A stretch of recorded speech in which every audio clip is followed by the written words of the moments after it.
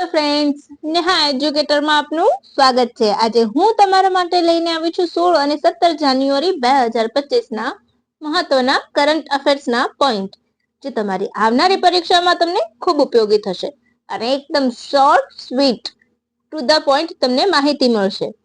કોઈ જ વધારાની તમને એક્સ્ટ્રા ડિટેલ્સ નહીં આવે, રાઈટ? તો ચાલો સમય બગાડ્યા વગર શરૂ કરી દઈશું।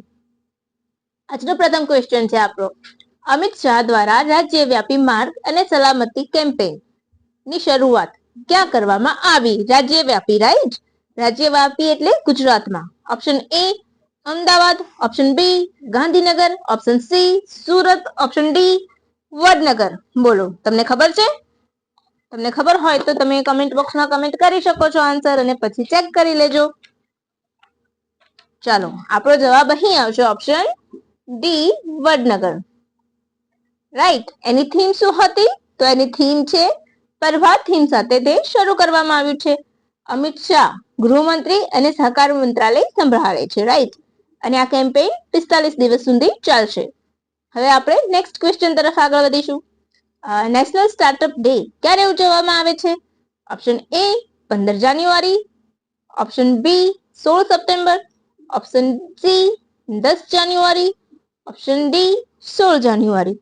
તો તમને સૌને ખબર હશે આ કે option D 16 January skill day, અને શું, અરે sorry, startup day, right?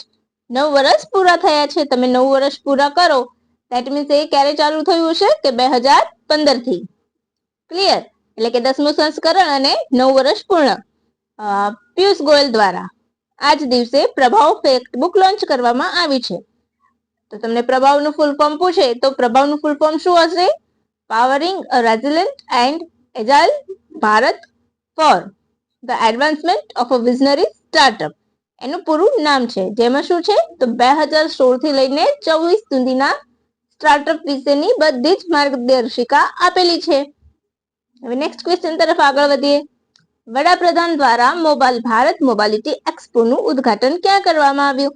Option A Gandhinagar, option B Chennai, option C Navi Delhi, option D Bengaluru. બોલો, તો આપણો જવાબ આવશે ઓપ્શન સી નવી દિલ્હી, ભારત મંડપમ ખાતે, રાઈટ? ગુજરાતના સૌ પ્રથમ નગર વનનું લોકાર્પણ ક્યાં કરવામાં આવ્યું? Option A Surat, option B Valsad, option C Dang, option D Gandhinagar.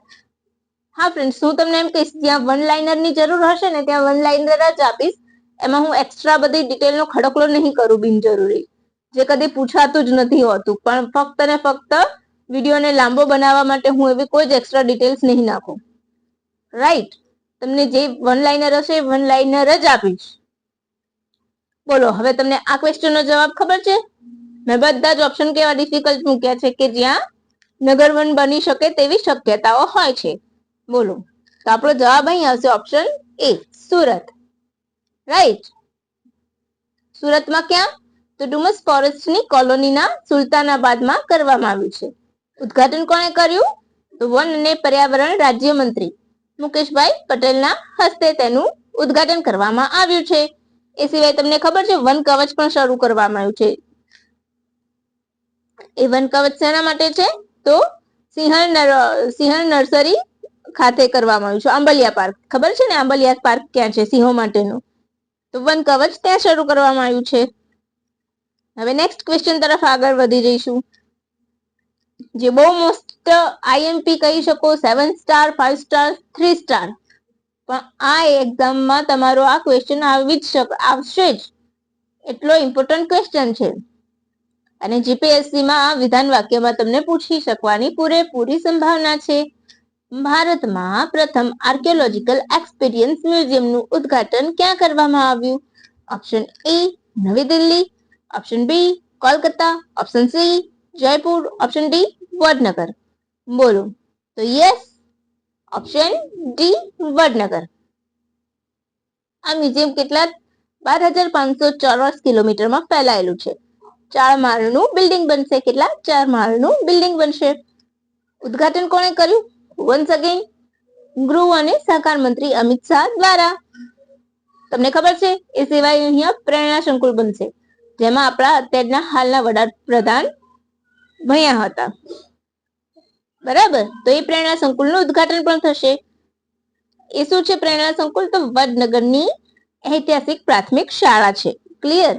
ઐતિહાસિક પ્રાથમિક શાળા છે જેનું નવીનીકરણ કરવામાં આવશે. તેમજ અહીં સ્ટડી ટૂર પહેલ પણ શરૂ કરવામાં આવી છે.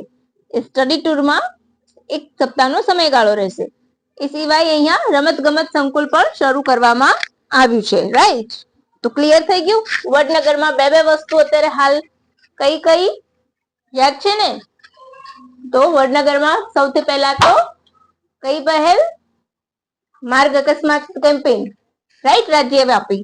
અને એ સિવાય પ્રેરણા સંકુલ આર્કિયોલોજીકલ, રાઈટ. એ બંનેને લગતી વિગતો એટલે તમારો મોસ્ટ ઇમ્પોર્ટન્ટ ક્વેશ્ચન થઈ ગયો કે નહીં? એક મ્યુઝિયમ બનશે. પછી નેક્સ્ટ ક્વેશ્ચન, સ્વર્મ ડ્રોન નો સામનો કરવા માટે ભારતની સ્વદેશી ટેકનોલોજીથી બનેલી માઇક્રો મિસાઇલ સિસ્ટમને શું નામ આપવામાં આવ્યું છે? બોલો. ભાર્ગવાસ્ત્ર, બી અસ્ત્ર, ગૌરવ કે એક પણ નહીં? ગૌરવ એ ગાઇડેડ બોમ્બ છે, રાઈટ. અસ્ત્ર મિસાઇલ છે અને ભાર્ગવાસ્ત્ર એ આપણો જવાબ છે. તો ઓપ્શન એ. આ તમને ખબર છે 6 કિલોમીટર દૂરથી આવતા ડ્રોનને પણ શોધી શકે એટલું સક્ષમ છે અને એક સાથે 64 ડ્રોનને પાડી શકે છે. 360 ડિગ્રી ઉપર કામ કરશે. સ્વાર્મ ડ્રોન એટલે એક સામટા ઘણા બધા ડ્રોન આવતા હોય એને કહેવાય છે. એનું સફળ પરીક્ષણ ક્યાંથી કરવામાં આવ્યું? તો ગોપાલપુર સિવર ફાયરિંગ રેન્જ, ઓડિશા. આ તમારો સાયન્સ એન્ડ ટેકનોલોજીમાં આવી જશે, રાઈટ. આપણો જે જીપીએસસી માં ટોપિક હોય છે સાયન્સ એન્ડ ટેકનોલોજી, તે લોકો કરંટને પણ આવરી લે છે અને કરંટને રિલેટેડ જ પૂછે છે. ઇકોનોમિક એક્સપ્લોરેશન લિમિટેડ દ્વારા તૈયાર કરવામાં આવ્યું છે. કયો કોન્સેપ્ટ? તો C4. તો એ C4 એટલે command, control, communication, computing and intelligence. A 4C છે એની ઉપર એ તૈયાર કરવામાં આવ્યું છે. સ્વામ, તો એનું પૂરું નામ smart war fighting array of reconfigurable modules, right.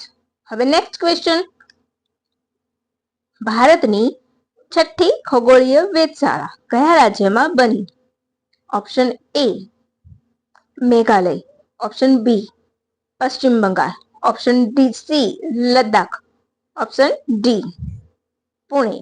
બોલો, તમને કોઈને પણ ખ્યાલ હોય આનો આન્સર તો મને કહી દો. તો આપણો જવાબ આવશે option B Paschim Bengal, right.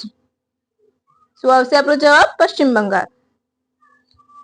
આ 6ઠ્ઠી છે, બરાબર. અને પૂર્વ ભારતની પ્રથમ છે. પૂર્વ ભારતની પ્રથમ પૂછશે તો આ પશ્ચિમ બંગાળમાં આવશે, રાઈટ. ક્યાં? તો પશ્ચિમ બંગાળના પુરુલિયા જિલ્લામાં પંચેટ હિલ ની ટોચ ઉપર છે. એને શું નામ આપવામાં આવ્યું છે? તો સત્યેન્દ્રનાથ બોઝ નામ આપવામાં આવ્યું છે. સમજાય છે ફ્રેન્ડ્સ? આ બધા પોઈન્ટ ક્લિયર કરજો. તમને જીપીએસસી વિધાન વાક્યમાં પ્રશ્ન પૂછશે ને તો અટવાઈ જશો.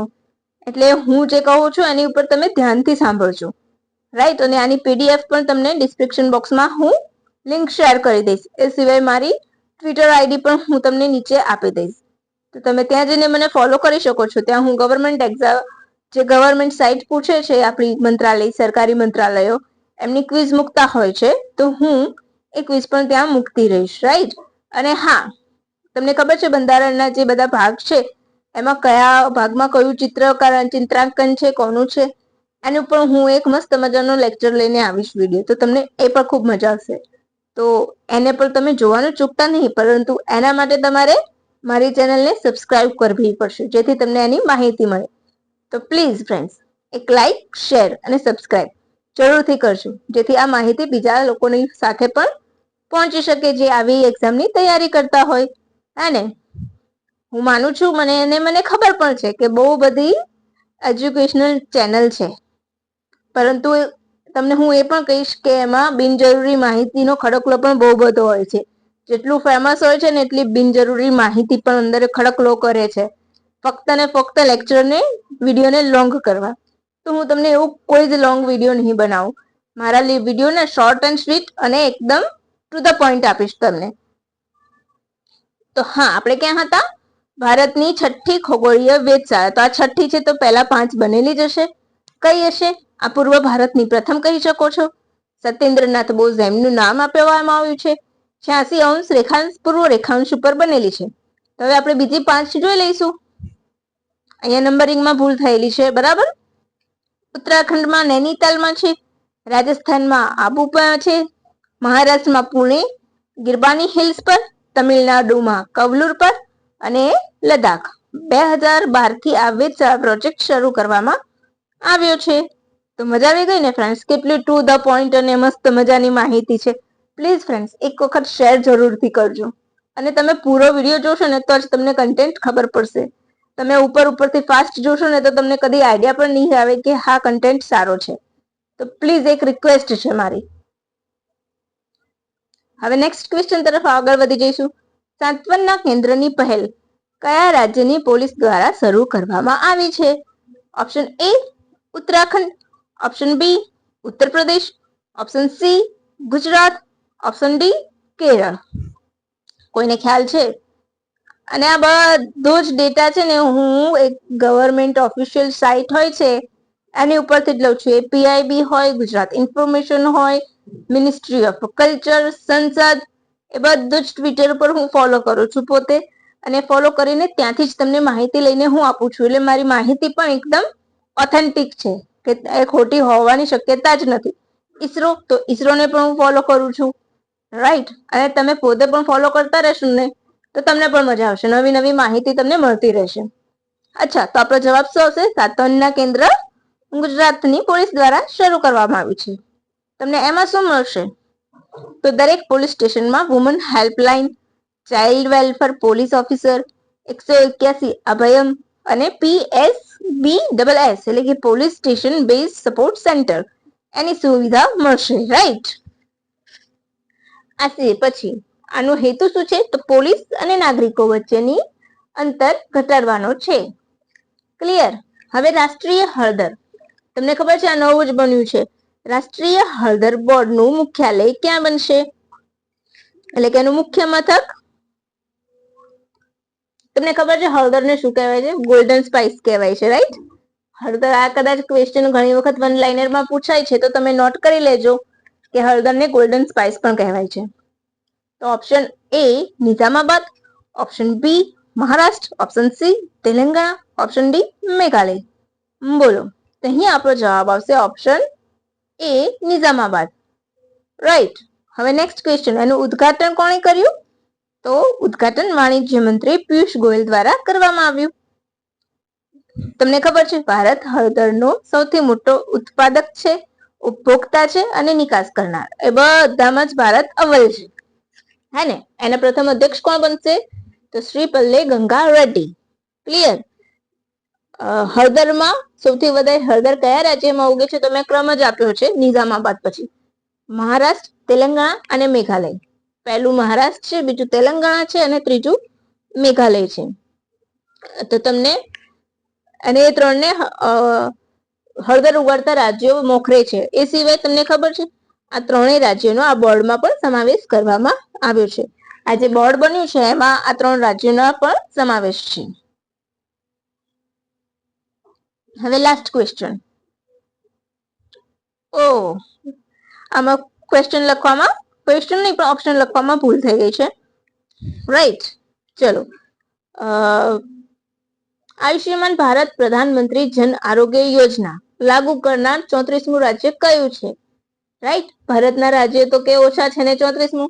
હા, પણ જે ડેટા પ્રોવાઈડ કરેલો છે પીઆઈબી પર, એના ઉપર જ આ ક્વેશ્ચન મૂકેલો છે અને એમાંથી જ હું બેઠો લઈને આવી છું.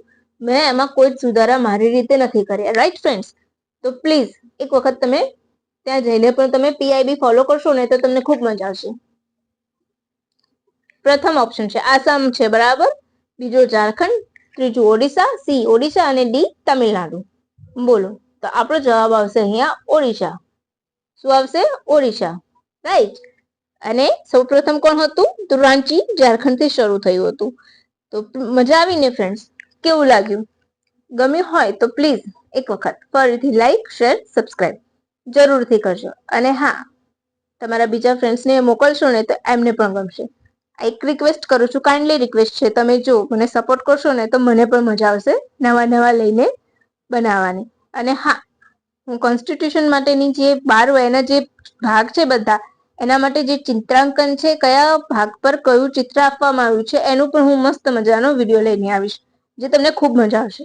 તો બસ આજ માટે આટલું જ. ફરી કાલે મળીશું નવી માહિતીના નવા ખજાના સાથે. અને ટુડે સ્પેશિયલ તો ખરું જ. By friends.